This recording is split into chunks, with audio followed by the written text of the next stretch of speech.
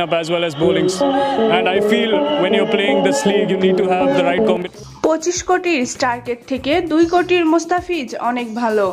ম্যাচে হেরে ম্যাচ শেষে একই বললেন শ্রেয়াস আয়ার, যা শুনে হতবাক সবাই। বিস্তারিত জানুন পুরো ভিডিওতে। টসে জিতে ব্যাটিংয়ে এসে শুরুতেই আগুন ব্যাটিং করে কলকাতার সুনীল নারিন।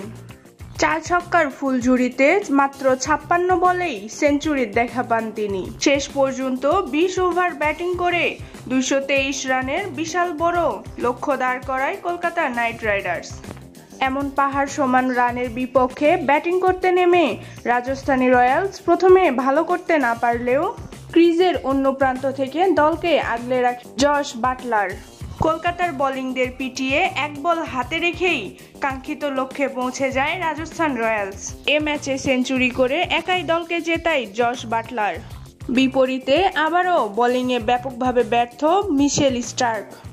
তাই তো ম্যাচ শেষে ম্যাচ হারার কারণ হিসেবে শ্রেয়াস আয়ার জানান, এত রান করেও হেরে যাওয়াটা সত্যিই কষ্টের। ব্যাটাররা দুর্দান্ত পারফরমেন্স করেছে, তবে বোলারদের জন্যই আজকের ম্যাচ হারতে হলো। প্রয়োজনীয় মুহূর্তে সবাই বাজে বোলিং করেছে, এমন মুহূর্তে মুস্তাফিজুর রহমানই সেরা। সে তুলনায় স্টার্ক খুবই বাজে বোলিং করেছে।